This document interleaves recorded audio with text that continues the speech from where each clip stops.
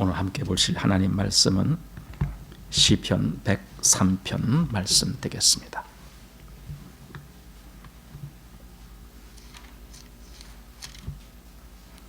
시편 103편 8절부터 해서 18절까지의 말씀 보고자 합니다. 시편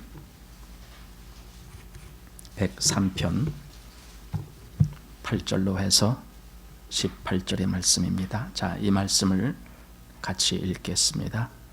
여호와는 자비로우시며 은혜로우시며 노하기를 더디하시며 인자하심이 풍부하시도다. 항상 경책지 아니하시며 노를 영원히 품지 아니하시리로다. 우리의 죄를 따라 처치하지 아니하시며 우리의 죄악을 따라 갚지 아니하셨으니 이는 하늘이 땅에서 높음같이 그를 경외하는 자에게 그 인자하심이 크심이로다. 동이 서에서 먼 것 같이 우리 죄과를 우리에게서 멀리 옮기셨으며 아비가 자식을 불쌍히 여김같이 여호와께서 자기를 경외하는 자를 불쌍히 여기시나니 이는 저가 우리의 체질을 아시며 우리가 진토임을 기억하심이로다. 인생은 그 날이 풀과 같으며 그 영화가 들의 꽃과 같도다.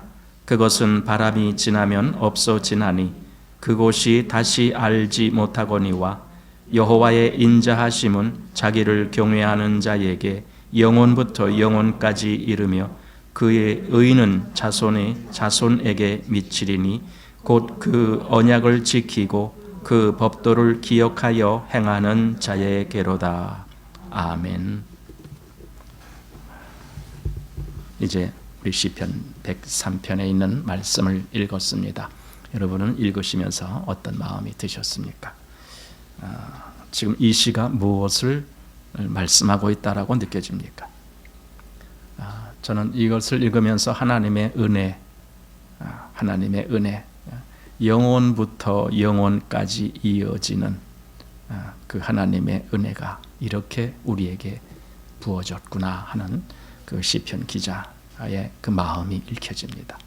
다윗의 시라고 되어 있습니다. 하나님의 은혜가 이렇게 우리에게 부어지고 있구나라는 뜻입니다. 단지 잠깐이 아니라 영원에서 영원까지 그렇게 하나님의 은혜가 부어지고 있다라는 그런 시를 여기 고백하고 있는 것입니다. 우리 한번 오늘이 이제 마지막 예배인데 그런 생각을 해보게 됩니다. 우리의 마음은 어디를 바라보고 있는가라는 겁니다. 참 이게 중요합니다. 우리가 어디를 바라보고 사는가, 내 바라보는 그 목적지가 어디인가, 이것을 우리는 중요하게 생각합니다. 자동차 운전할 때는 바로 이 코앞을 보고 운전하면 큰일 납니다.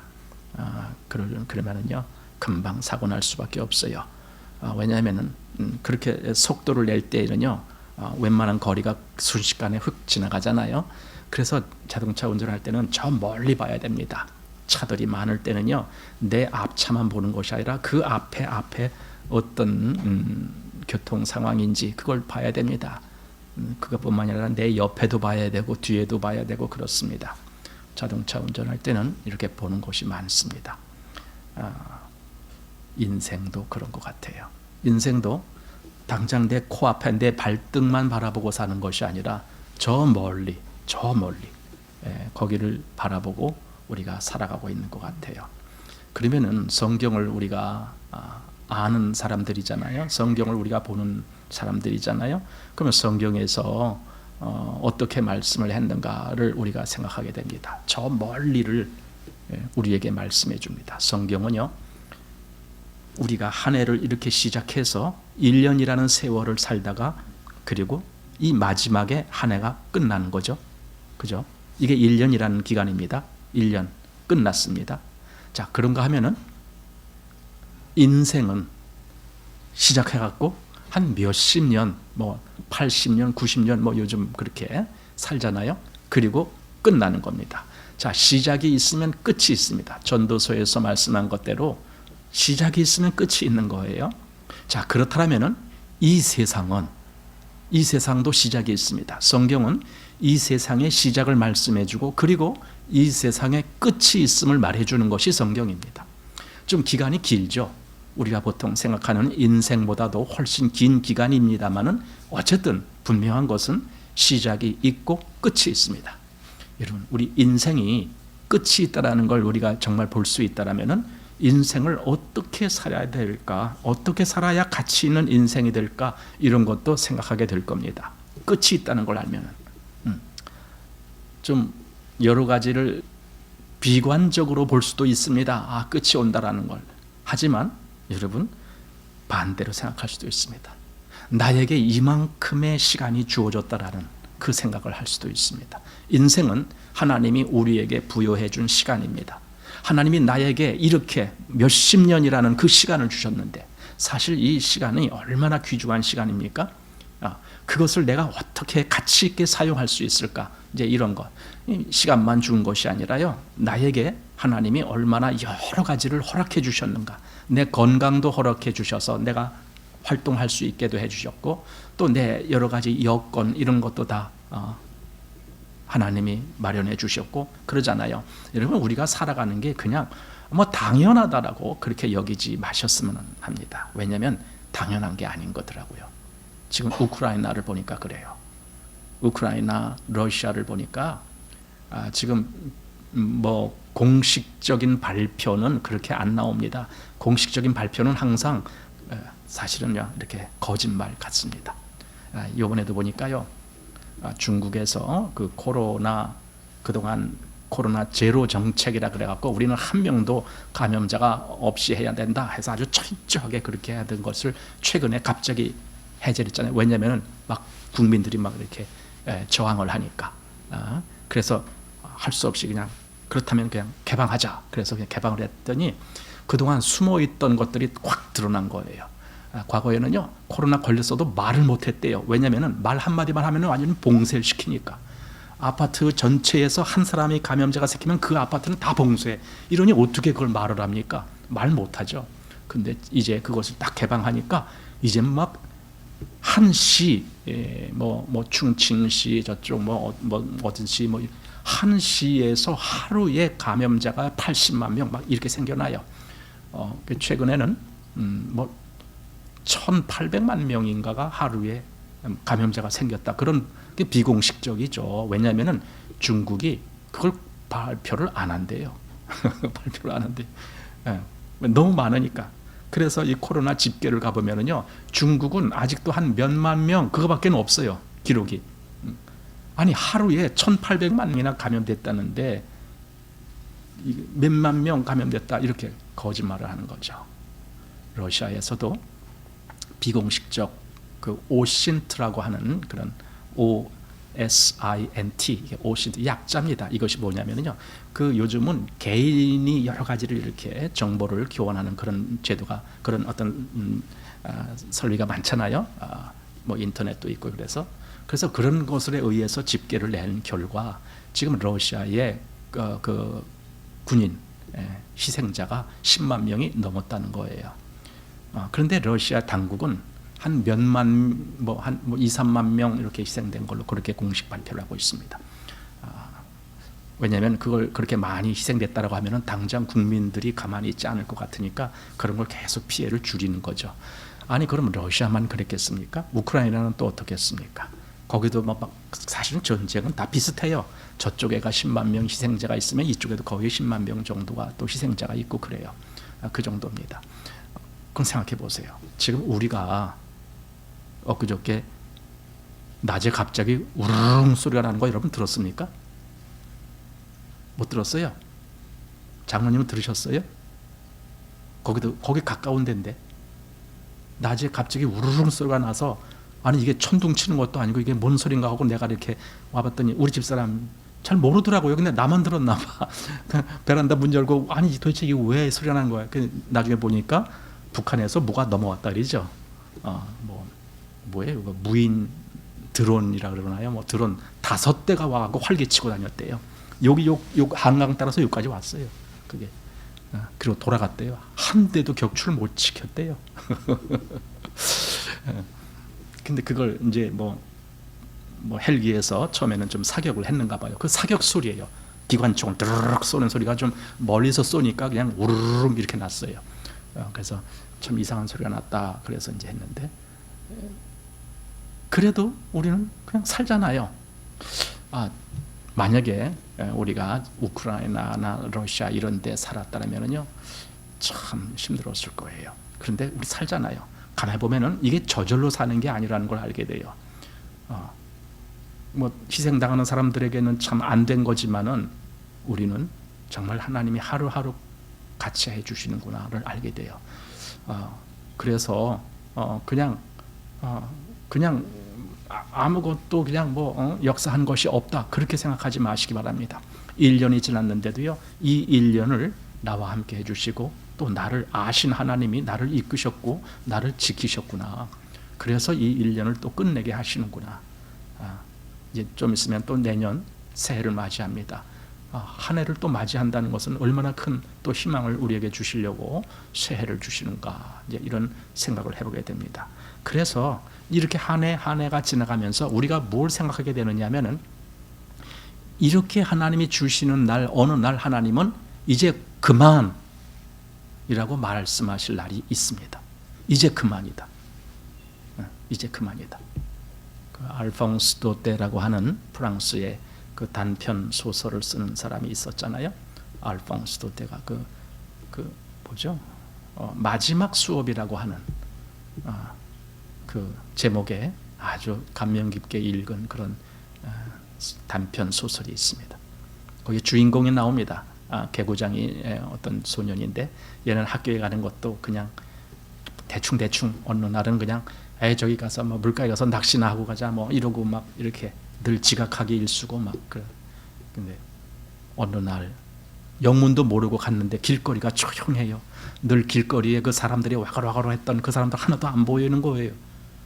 아니 왜들 이러는가, 다들 어디 갔는가 하면서 이상하다 생각하고 자기 이제 교실 문에 탁 들어가니까 동네 사람들이 다 교실에 와 있어요. 그리고는 이제 그 선생님이 수업을 합니다. 동네 사람들도 비록 학생은 아니지만은 오늘이 마지막이라는 걸 알고, 프랑스어로 수업하는 마지막 날이라는 걸 알고 하나라도 배우려고 다 학교 갔던 거예요. 그리고 이제 그 선생님이 한 시간을 딱 가르쳐 놓고는 마지막에 뭐라 그랬습니까? 이제 끝이다. 이제 마지막이다. 그렇게 하고 이제 수업을 끝내죠. 그 다음부터 이제 그 프로시아 군민들이 와서 지배를 하고 막 그렇게 돼버리는 거죠. 어쨌든 그렇게 단 마지막이라는 것이 있다라는 거죠. 지금 우리에게도 마지막이라는 것이 있다는 걸 성경은 알려주고 있습니다. 이 세상에서도 우리가 마지막 날이 있지만, 내가 그렇게 나의 개인의 마지막 날을 맞이하지 아니한다 할지라도 하나님이 정한 마지막 날이 있다라는 겁니다. 그리고 그 날은 무슨 날일까요? 그 마지막은 무슨 날일까요? 성경은 그 날을 그때 이렇게, 그때는 이렇게 그렇게도 말씀하고, 어떤 때는 그 날에는 이런 표현을 쓰긴다 합니다. 그때 또는 그날.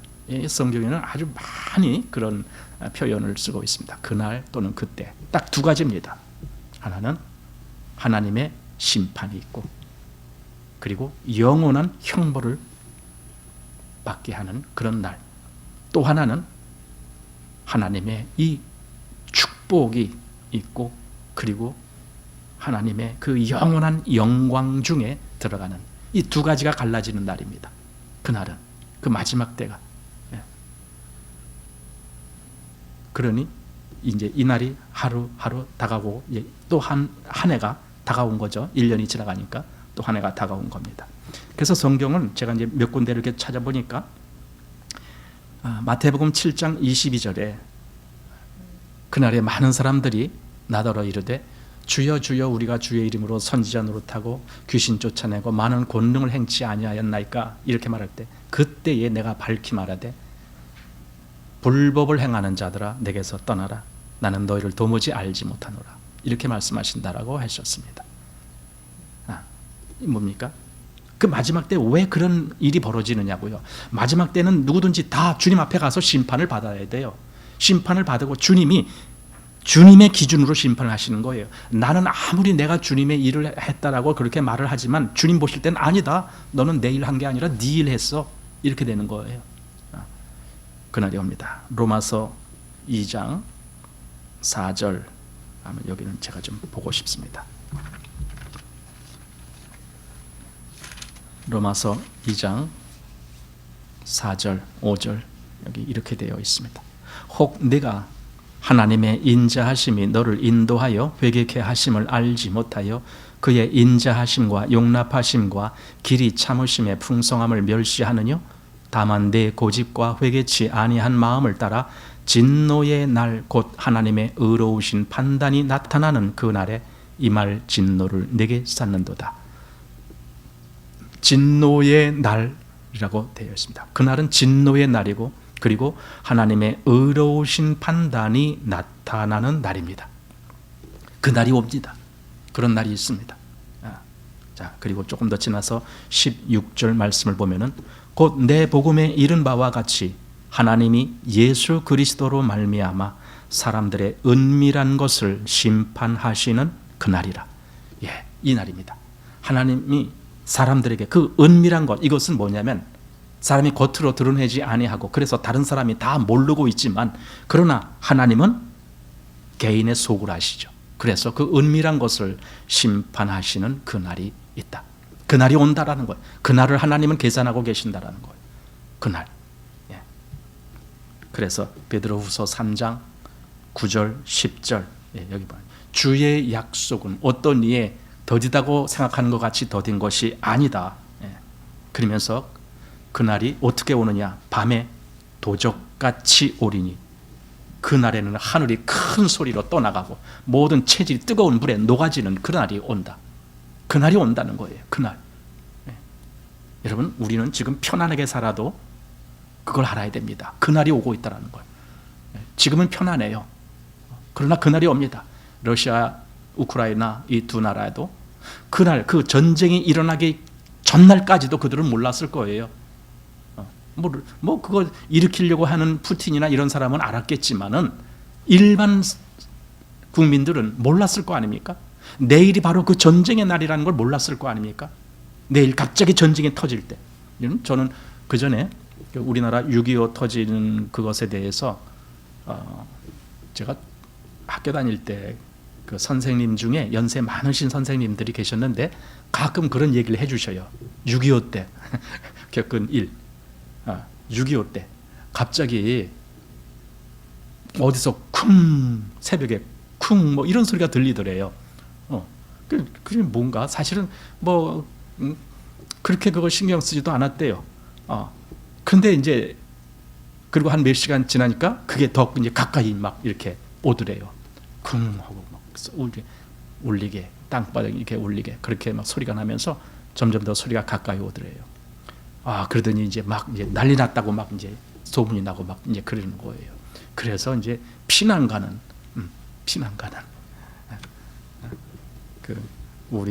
제가 중학교 때에 선생님이 연세가 많으신 선생님이 계셨는데 별명이 할아버지예요. 저희가 할아버지 선생님 이렇게 불렀는데 그분이 그 얘기를 해주실 때 아주 재미있어요. 재미있으면서도 좀 슬픈 얘기죠. 우리나라가 저렇게 전쟁을 하면서. 그래서 지금도 뭐 북침했다 뭐 이런 얘기를 하는 사람들이 있다고 하는데 정신 나가기 전에는 그런 소리 못할 거예요. 왜냐하면 경험한 자들이 있는데 실제로 경험자들이 남침을 해갖고 우리가 피난 가고 아니 북한에서 누가 피난 갔어요? 안 갔어요. 남한에서 피난 가지. 배 타고 뭐 어디까지 피난 가고 돈을 뭐 어떻게 뭐 이렇게 몸에다 이렇게 뭐 보따리로 해서 차고 그리고는 뭐 떠나가고 이런 얘기 아주 많이 해요. 그래갖고는 배를 타고 한참 내려가서 육지로 도착했는데 육지에 도착해 보니까 이미 거기 공산군들이 와 있는 거 또 도망가고 막 그런 얘기를 해주고 그랬어요. 자, 그날이 갑자기 옵니다. 누가 전쟁이 일어날 줄 알았습니까? 갑자기 옵니다. 마찬가지로 주의 날이 밤에 도적같이 온다라고 되어 있어요. 갑자기 옵니다. 정말 우리는 그래서 더 긴장감 있게 깨어있는 마음으로 그날을 우리는 생각하게 되는 겁니다. 갑자기 도적같이 온다라는 겁니다. 그리고 그날에는 어떤 일들이 벌어질까? 여기 계시록 9장 6절 말씀도 한번 보시겠습니다. 요한계시록 9장 6절 말씀입니다. 그날에는 사람들이 죽기를 구하여도 얻지 못하고 죽고 싶으나 죽음이 저희를 피하리라. 예, 이런 재앙이 있습니다. 이런 재앙. 사실 여기 요한계시록 지금 9장은 7 나팔의 그 재앙이 그 순서대로 이 땅에 떨어질 때 그때의 모습 중에 하나입니다. 그날에 사람들이 죽기를 구하여도 얻지 못하고 죽고 싶으나 죽음이 저희를 피하리라. 예. 아니 오죽 그날이 두렵고 고통스러웠으면 사람들이 죽기를 원했을까? 차라리 빨리 죽었으면 좋겠다. 이렇게 하소연했을까? 그런데 죽을 수도 없는 날, 죽지도 않아요. 죽음이 오히려 그들을 피해간다라고 말씀합니다. 그러니 그날이 얼마나 끔찍한 날이겠습니까? 이게 하나님이 정한 마지막 때가 됐을 때의 이 세상의 진노예요. 하나님의 진노. 그 형벌, 데살로니가 후서에 그랬죠. 데살로니가 후서 1장 보십시오. 데살로니가 후서 1장 6절 말씀에 너희로 환난받게 하는 자들에게는 환난으로 갚으시고 환난받는 너희에게는 우리와 함께 안식으로 갚으시는 것이 하나님의 공의시니 주 예수께서 저희 능력의 천사들과 함께 하늘로부터 불꽃 중에 나타나실 때에 하나님을 모르는 자들과 우리 주 예수의 복음을 복종치 않는 자들에게 형벌을 주시리니 이런 자들이 주의 얼굴과 그의 힘의 영광을 떠나 영원한 멸망의 형벌을 받으리로다. 그날에 이런 일이 벌어지는 겁니다. 예, 그날에 성경이 한두 곳이 아니고 여러 곳에서 계속 반복해서 그날에 그때에 이렇게 말씀해 주십니다. 그것은 그날은 반드시 온다라는 겁니다. 그날은 마태복음 16장 27절 말씀에 인자가 아버지의 영광으로 그 천사들과 함께 오리니 그때에 각 사람의 행위대로 갚으리라. 각 사람의 행위대로 갚으리라. 그날에 주님이 다시 오실 때에. 그리고 히브리서 12장 여기 12장 25절 말씀에는 이렇게 기록되어 있습니다. 너희는 삼가 말하신 자를 거역하지 말라. 땅에서 경고하신 자를 거역한 저희가 피하지 못하였거든 하물며 하늘로 쫓아 경고하신 자를 배반하는 우리일까 보냐. 그때에는 그 소리가 땅을 진동하였거니와 이제는 약속하여 가라사대 내가 또 한 번 땅만 아니라 하늘도 진동하리라 하셨느니라. 땅만 진동하는 것이 아니라 하늘도 진동한다. 이게 뭡니까? 진동이 뭐죠? 흔들린다는 거예요. 다 흔들어 놓는다는 거예요. 뭔가 이 질서가 그대로 보존되는 것이 아니라 질서가 완전히 뒤죽박죽 깨뜨려지고 다 그러는 거예요. 그런 날이 온다라는 겁니다. 예, 땅뿐만이 아니라 이 하늘조차도. 예, 이것이 하나님이 정하신 것입니다. 한마디로 그날은 엄청난 심판이 이 세상에서 선포되는 날입니다. 엄청난 심판이.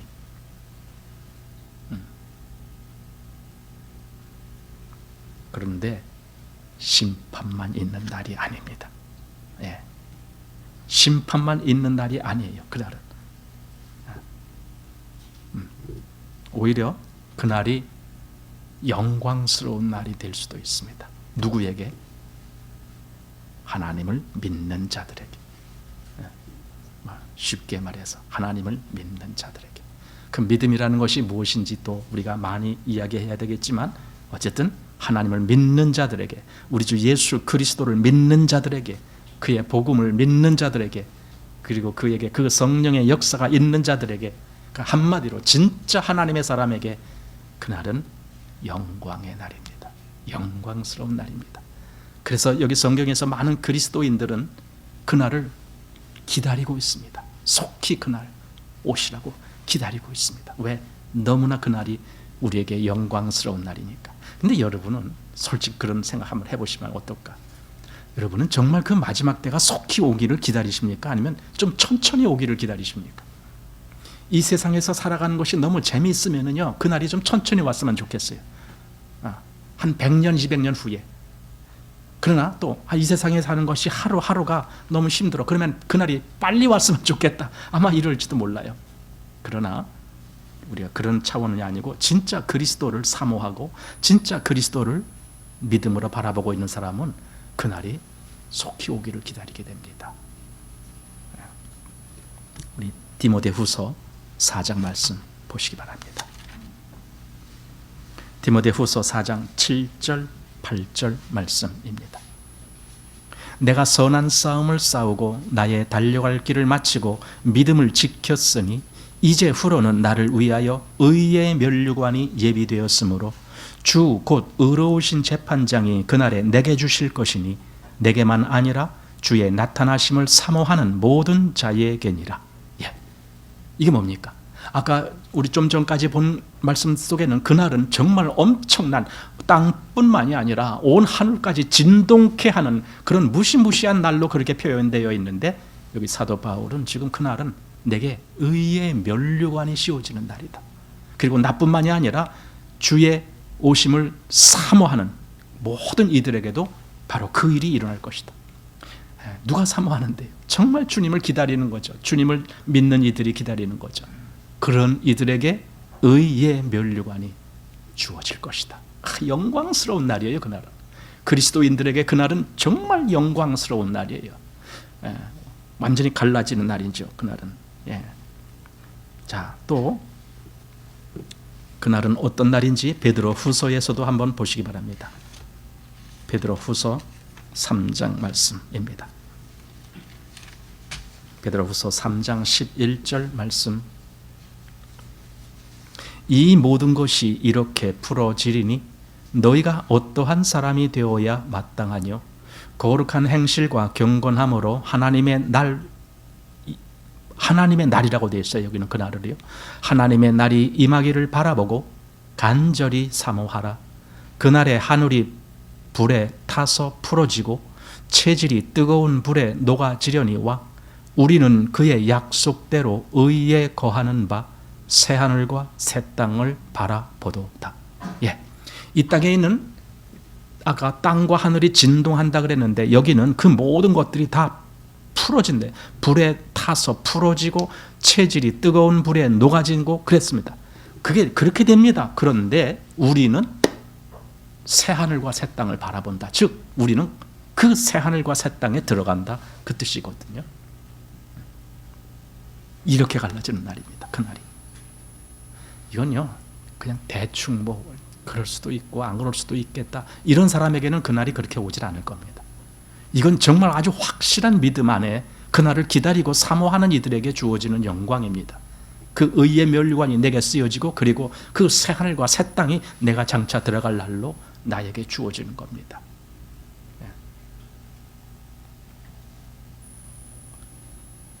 여러 곳에서 우리가 계속 이런 말씀을 보게 되는데, 데살로니가 후서 1장 6절,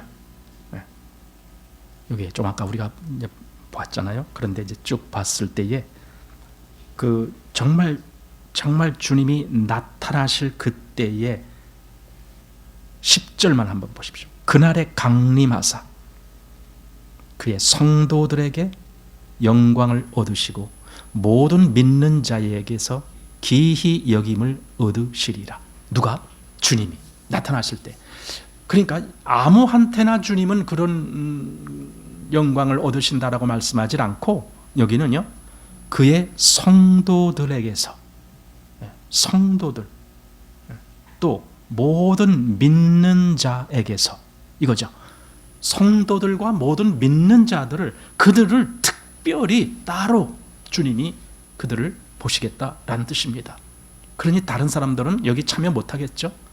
주의 성도가 아니라면, 또 주를 믿는 자들이 아니라면 여기와 상관이 없겠죠. 그리고 그때에 각 사람에게 하나님께로부터 칭찬이 있으리라. 고린도전서 4장 5절에 그렇게 말씀했습니다. 자, 그리고 골로새서 3장, 우리가 늘 자주 보는 말씀인데 거기도 한번 보시기 바랍니다. 골로새서 3장 1절에서 4절 제가 읽어보겠습니다.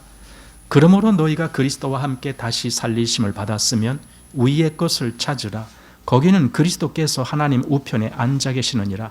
위의 것을 생각하고 땅의 것을 생각지 말라. 이는 너희가 죽었고 너희 생명이 그리스도와 함께 하나님 안에 감추었음이니라. 자, 그리고 4절 한번 같이 읽어요. 시작. 우리 생명이신 그리스도께서 나타나실 그때에 너희도 그와 함께 영광 중에 나타나리라. 우리가 지금은요, 별 볼 일 없는 자들 아닙니까? 솔직히 지금은 그래요. 별 볼 일 없는 자들이에요. 뭐 여러분이나 저나 뭐 그냥 거기서 거기에요. 다 뭐 조금만 뭐라고 할까요? 아프면은 골골거리고 요즘 코로나가 유행한다는데 코로나 걸리면은 아이고 힘들어요. 또 코로나 아니래도 뭐 겨울철에는 그 뭐 독감도 걸리고 감기도 걸리고 그럼 아이고 고통 당하고 뭐 거기만 아픕니까? 뭐 조금 뭐 음식만 잘못 먹으면 배 아파요. 또 뭐 무릎 관절 있어요. 허리 아파요. 또 가끔 두통 있어요. 뭐 계속 이렇게 골골대는 게 우리 아닙니까? 우리가 정말 그런 사람들입니다.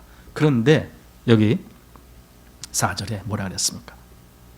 그때에 너희도 그와 함께 영광 중에 나타나. 영광 중에, 이 영광 중에 나타난단 말은 예수님이 그 변화산상에서 변화된 것과 같은 그런 어떤 것을 상상하게 됩니다. 우리도 하나님이 주님과 함께 그런 자로 주님이 보시는구나. 부활에는요 2가지가 있습니다. 요한복음 11장에는 어떤 부활이 있느냐면은 죽은 지 나흘 만에 살아난 나사로라고 하는 사람의 부활이 납니다. 근데 그 부활은 예수님 부활하고는 다른 겁니다. 왜냐면은 그 나사로가 살아났을 때에는요 몸을 배로 동인 채로 이렇게 나왔어요. 그러니까 아마 이렇게 꼭 하고 이렇게 걸고 나왔을 거예요. 강시가 걸어 나오듯이 그렇게 나왔을 거예요. 그랬더니 예수님이 풀어놓아 다니게 하라 이건데, 풀어놓아 다니게 하라. 근데 예수님 부활할 때는 어떻게 했는지 아십니까? 예수님 무덤에 간 사람들이 뭘 발견했습니까? 예수님이 입었던 옷이 그대로 있는 걸 발견합니다. 예수님은 그 옷에 매여 있지 않았습니다. 나사로는 그 옷에 그냥 통통 감겨 있어갖고 이렇게 나왔는데 예수님은 전혀 거기에 감기지 않고 오히려 나중에 예수님을 본 사람들 그 옷이 하얀 그 어떤 광채가 나는 것을, 그렇게 새로운 광채 나는 옷을 입고 계신 예수님을 발견한 겁니다. 여러분, 우리도 변화하리라. 성경은 그렇게 얘기하고 있습니다. 우리도 변화하리라. 이 세상에서는요 구질구질하고요. 여러분 저기 돌아가실 때 좋은 옷 안 입어도 됩니다. 우리 뭐 돌아가신 분들 장사 지낼 때 뭐 마지막이니까 좋은 옷 뭐 해드리자 그러는데, 여러분 뭐 그분들은 그렇게 해드려도 우리는 그럴 필요 없어요. 우리는 뭐 좋은 옷 안 입어도 돼요. 왜냐하면 어차피 우리는 그 옷은 벗어버릴 거니까. 우리는 빛나는 새 옷을 입게 될 거니까. 마태복음 25장 보면은 아주 비유의 말씀이 있는데, 어떤 주인이 먼 곳에 가면서 그 종들에게 달란트를 맡겼다 그래. 5달란트? 3달란트? 3달란트인가요? 2달란트인가요? 그다음에 1달란트. 근데 5달란트 맡은 자에게 그 주인이 오셔갖고 나중에 잘하였도다, 착하고 충성된 종아, 이런 말씀을 합니다. 근데 1달란트 받았던 자에게는 악하고 게으른 종아, 이겁니다. 여러분, 이 달란트라는 게 뭐냐면요, 나에게 주어진 모든 여건이 다 달란트예요. 아까도 제가 뭐 건강에 나 그래도 움직일만 해, 이거 나한테 주어진 거예요. 내 모든 여건, 뭐 물질적인 것도 뭐 다 나에게 주어진 거라고요. 그럼 내가 그걸로 뭐 했느냐는 거예요. 달란트가 나에게 맡겨졌습니다. 그러면요 반드시 마지막에 그걸 하나님은 계산하겠다는 거예요. 회개한다는 거예요. 회개, 계산할 계자. 회개가 아니고 회개. 마지막에는 회개하겠다는 거예요. 그때 너가 과연 그 달란트를 가지고 뭐 했느냐, 내가 너에게 준 달란트를 가지고 너 뭐 했느냐, 이걸 물으시겠다라는 겁니다. 그때 잘하였도다, 착하고 충성된 종아, 이런 말을 들을 그리스도인도 있고, 또 어떤 그리스도인은 악하고 게으른 종아, 아마 이렇게 꾸중을 들어야 될 사람이 있을지 모릅니다. 예. 사람에게 가장 가치 있는 일이 뭘까? 일생에 가장 가치 있는 일이 뭘까? 그건 진리를 아는 것입니다. 하나님이 우리에게 지각을 주셨고 생각할 수 있는 능력을 주셨고 깨달을 수 있는 마음을 주셨는데 그걸로 뭘 하는가? 진리를 아는 겁니다. 그러면은 비로소 우리가 자유라는 것을 알게 됩니다. 자유함을 누리게 됩니다. 진리를 알게 됐을 때 가장 가치 있는 일입니다. 자, 그러면은 또 하나, 사람이 일생에 있어서 가장 두려운 일은 뭐겠습니까? 그거 역시 진리를 아는 것입니다. 왜 그러냐면은 진리를 알게 되면은 거기서 도망갈 수가 없어요. 회피할 수가 없어요. 그 진리가 나를 끝까지 쫓아다닐 거예요. 내가 진리 없이 내 마음대로 살고 싶어도 그렇게 할 수가 없는 거예요. 이것이 진리를 아는 것입니다. 요한 3서 1장 3절에 보면은 그 가이오라고 하는 사람에게 보내는 그 서신서였죠. 그때 네가 진리 안에서 행한다 하니 내가 심히 기쁘도다. 진리 안에서 행한다, 그 소식. 그래서 그 다음에 4절에는 내가 내 자녀들이 진리 안에서 행한다 함을 듣는 것보다 더 즐거움이 없도다, 이겁니다. 그러니 보십시오. 인생에 있어서 가장 비극적인 것은 그가 태어나서 진리를 알지 못하고 죽는 것입니다. 그게 가장 비극입니다. 진리를 알지, 평생 동안에 나에게 수십 년이 주어졌는데 내가 진리를 알지 못하고 죽는다. 가장 큰 비극입니다. 도대체 삶의 가치가 어디 있습니까? 가치가 없습니다. 미래가 없습니다. 소망이 없습니다. 그래서 그런 사람들의 삶이라는 것은요, 지금 현실만 기분 내는 겁니다. 이 현실에서만 잘 먹고 잘 살면 돼, 이겁니다. 어차피 죽음 후에는 나는 더 이상 기대할 것이 없으니까 이 살아있는 동안에 내가 실컷 재미있게 놀자. 이것이 삶의 목표입니다. 진리를 알지 못한 비극입니다. 그러나 진리를 알게 된다면 그 진리의 주인이신 예수님을 알게 되고, 그리고 하나님을 알게 되고, 그리고 하나님 외에 그 어떤 신도 신이 아니다라는 것을 알게 됩니다. 오직 여호와 하나님만이 참 진리의 신이시다라는 것을 알게 되고 그 외에 다른 길로 갈 수가 없습니다. 오직 하나님만을 믿게 됩니다. 그래서 여러분이 이제 올 한 해 마감합니다. 가장 가치 있는 일이 또 한 해 동안 벌어졌습니다. 그것이 뭡니까? 하나님이 나로 하여금 진리를 알고 진리 안에서 행하게 하신 사실입니다. 가장 가치 있는 일입니다. 그런데 잘 나타나질 않습니다. 왜냐하면 내가 그것을 그렇게 크게 바라보지 않았을 때에는 내 인생에서 차지하는 그 비율이 그렇게 높지가 않을지도 모릅니다. 그건 내가 뭔가 좀 바뀌어져야 됩니다. 진리를 바라보고 진리 안에서 사는, 아까 그 가이오한테 쓴 서신인 것처럼 그렇게 나도 그렇게 살아간다면 그것이 가장 큰 일이고 기쁜 일이 되는 겁니다. 그래서 우리의 삶은 이렇게 진리 안에서 살아가는 그 일이 되어야 됩니다. 이제 또 한 해가 이렇게 지나갑니다. 그러면은 아까 우리가 앞에서 본 대로 그날 또는 그때가 1년이라는 시간이 또 다가온 겁니다. 1년이라는 시간. 왜냐하면 그때는 정해져 있으니까. 그때가 자꾸만 뒤로 물러가는 것이 아니라 그때는 딱 정해져 있으니까. 마라톤 뛰는 사람들, 그들이 가장 마음에서 갈망하는 것은 빨리 그 목적지가 다다랐으면. 그 전에 우리 그 황영조 선수라는 분이 있었잖아요. 올림픽에서 금메달을 따셨던 분인데 나중에 인터뷰하는 걸 제가 우연히 보게 됐습니다. 마라톤 선수에 그 마라톤 그 뭐 처음에야 뭐 한 10km, 20km 뭐 그때까지야 뭐 그냥 쌩쌩거리고 달릴 수 있지만은 나중에 이제 거의 다다랐을 때 한 35km 막 40km 그 고비 거기 다다랐을 때 그때 마음이 어떻습니까? 라고 기자가 질문하더라고요. 근데 그 황영조 선수가 그때 무슨 말을 했느냐? 옆에 차가 오면은 그 차에 확 뛰어들고 싶었습니다. 그런 말을 해요. 그게 뭡니까? 죽기보다도 힘들었다는 뜻이에요. 그때 그렇게 큰 아주 힘듦이 몰아쳤다라는 거예요. 그런데도 이를 악물고 뛰는 것은 저기 목표가 보이기 때문에. 여러분, 우리에게도 목표가 보여야 됩니다.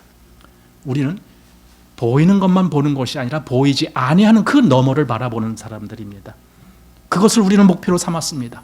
이 현실 세계에서가 내 목표가 있는 것이 아니라 이 현실을 넘어서 하나님이 나에게 정해준 그 영원한 처소, 아까 새 하늘과 새 땅을 나는 내 목표로 삼고 이 경주를 경주하고 있는 겁니다. 그러니 우리가 하나님을 그렇게 믿고 그렇게 기다리신다면 반드시 그날이 그렇게 다가올 겁니다. 그래서 요한계시록 마지막 22장 20절에 그 요한계시록을 기록한 사도 요한이 한 말이 있습니다. 아멘, 주 예수여 오시옵소서. 그것은 주님, 내가 그날을 기다리고 있습니다. 주님이 다시 오실 그날을 기다리고 있습니다. 그 마지막 심판의 날, 그렇지만 우리에게는 영광의 날인 그날을 기다리고 있습니다. 아멘, 주 예수여 오시옵소서. 이렇게 말하면서 성경을 마지막을 기록한 사도 요한. 우리도 올해를 이렇게 마감합니다. 그리고 그날을 정말 주님 앞에서 가치 있는 날이었는지를 생각하게 합니다. 내가 가치 있는 그런 마음으로 살았는가? 내가 가치 있는 그런 삶을 살았는가? 이런 걸 생각하게 합니다. 여러분들의 삶은 1년이 어땠습니까? 사실 별 가치 없는데 많은 시간을 빼앗겼을 수도 있습니다. 가치 없는 것. 우리 아프리카 그런 지역에 가면은 그 극심한 그 가뭄 또는 기갈 이런 걸로 인해서 아이들이 잘 먹지를 못하고 그냥 겨우 하루에 요만한 주먹만한 하나 먹을까 말까 할 그러한 생활을 하는 어린이들이 많습니다. 근데 하나같이 그 아이들의 특징이 있습니다. 팔다리가 가늘어서 삐짝 말랐는데 배만 볼록하게 나와요. 왜 그렇습니까? 음식을 먹었는데 음식이 영양가 없는 걸 먹었기 때문에 그래요. 배만 나옵니다. 심지어 그 아이들은 어느 때 보니까 흙을 먹더라고요. 흙을 나무에다가 이렇게 발라놔요. 그럼 얘가 꾸덕꾸덕 굳어요. 젖은 흙을 발라놓으면 꾸덕꾸덕 굳어요. 그러면 그걸 이렇게 하나씩 쪼가리 이렇게 띄어갖고 마치 과자 먹듯이 먹어요. 뭐라도 입에 넣어야 그래야 그 마음이 조금 위로가 될 것 같아요. 그렇지만 그 흙이 무슨 영양가가 있습니까? 근데도 그렇게 살아가요. 배만 볼록 나와서 영양가 없는. 여러분, 우리의 삶은 어떤 모양입니까? 배만 볼록 나온 삶 아닙니까 혹시? 별 영양가 없는, 별 의미도 없는, 그런데 내 온 1년이 다 허비되고 그리고 팔다리는 삐쩍 말랐는데 배만 볼록 나온 그런 모습은 혹시 아닙니까? 이런 걸 생각해 봅니다. 그런 생각을 하신다면 좀 마음을 더 분명하게 주님을 바라보는 계기가 돼야 되겠죠. 이 마지막 때가 1년의 마지막이라고 하는 이 때가 우리에게 그런 생각을 하게 하는 겁니다. 그래서 내가 내년만큼은 이렇게 실없는 것이나 잔뜩 먹어서 배만 나올 것이 아니라 정말 영양가 좋은 그런 걸 먹어서 팔다리가 튼튼해지는 그런 시간으로 만들어야 되겠다. 이런 생각을 하면서 한 해를 맞아야 되지 않을까. 우리의 시민권이 하늘에 있다라고 하잖아요. 그렇습니다. 시민권이 하늘에 있다라고 하는 것은 내가 하늘 백성이라고 하는 뜻입니다. 나는 하늘 백성이야. 하늘로부터 내가 하늘 백성이라는 자격을 취득한 사람이야. 나는 장차 거기에 갈 거야. 그 생각을 하면서 목적지가 난 하늘이야. 이 땅이 아니라 땅에서는 나그네와 손님처럼 그렇게 살아가고 내 목적지는 하늘이야 이렇게 생각하는, 그렇다면 매 시간이 아마 나를 위한 시간이 아니라 나에게 그 자격을 주신 그분을 위한 시간이 되지 않을까 그런 생각을 합니다. 여러분들이 정말 그런 시간으로 이 마지막 마무리를 하고 내년에 마음에서 더 활기차고 믿음의 생기 있는 그런 한 해의 시작을 하면은 얼마나 좋을까 이런 생각을 하면서 오늘 이 말씀을 마치겠습니다.